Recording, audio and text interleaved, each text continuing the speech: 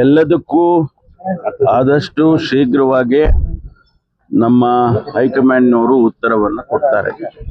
ಯಾವುದೇ ಗೊಂದಲ ಇಲ್ಲದೆ ರಾಜ್ಯದ ಜನತೆಗೆ ನಾವೇನು ಮಾತು ಕೊಟ್ಟಿದ್ದೇವೆ 23ರಲ್ಲಿ, ಅದರ ಪ್ರಕಾರ ಸರ್ಕಾರ ಅವರ ಜನರ ಸೇವೆಯನ್ನು ಮಾಡೋದಕ್ಕೆ ಕಾರ್ಯಕ್ರಮಗಳನ್ನು ಕೊಟ್ಟಿದ್ದೇವೆ.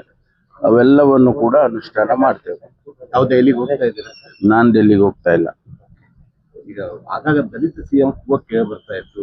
ಸಿದ್ದರಾಮಯ್ಯ ಅವರ ನಂತರ ಜನಾಭಿಪ್ರಾಯ ಅವರವರ ಪ್ರೀತಿ ವಿಶ್ವಾಸಕ್ಕೆ ಅವ್ರು ಮಾತಾಡ್ತಾರೆ.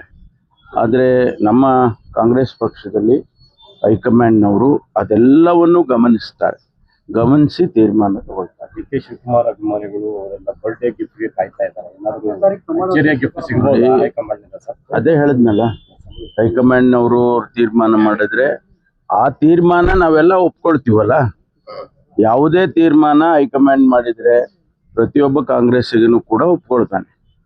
ಕಳೆದ ಒಂದು 8 ತಿಂಗಳಿಂದ ಗೊಂದಲ ನಡೀತಾ ಇದೆ. ಇಲ್ಲಿವರೆಗೂ ಗೊಂದಲ ಏನಿಲ್ಲ. ಸಾರ್ವಜನಿಕವಾಗಿ ಅವರು ಅಲ್ಲಿ ಒಬ್ರು ಇಲ್ಲಿ ಒಬ್ರು ಅಭಿಮಾನಿಗಳು ಮಾತಾಡ್ತಾರೆ, ಅವರ ಸ್ಟೇಟ್ಮೆಂಟ್ಗಳು ಕೊಡ್ತಾರೆ, ಬಿಟ್ರೆ ಗೊಂದಲ ಏನಿಲ್ಲ. ಸರ್ಕಾರ ನಡೀತಾ ಇಲ್ವಾ? ಆಡಳಿತ ನಡೀತಾ ಇಲ್ವಾ? ಕಾರ್ಯಕ್ರಮಗಳು ನಡೀತಾ ಇಲ್ವಾ? 4 ಲಕ್ಷ ಕೋಟಿ ನಾವು ಬಜೆಟ್ ಕೊಟ್ಟಿದ್ದೀವಲ್ಲ, ಅದೆಲ್ಲ ಕಾರ್ಯಕ್ರಮಗಳು ಯಾವುದು ನಿಂತಿಲ್ಲ ಅಲ್ಲ. ಕಮಿಟ್ಮೆಂಟ್ ಬಗ್ಗೆ ಗ್ಯಾರಂಟಿ ಕಾರ್ಯಕ್ರಮಗಳು ನಡೀತಾ ಇದ್ದಾವೆ. ಕಮಿಟ್ಮೆಂಟ್ ಅದೇ ನೋಡಿ, ನಾನು ಅದಕ್ಕೆ ಹೇಳಿದ್ದು, ಹೈಕಮಾಂಡ್ನವ್ರಿಗೆ ಗೊತ್ತು, ನಮ್ಗೇನು ಗೊತ್ತಿಲ್ಲ.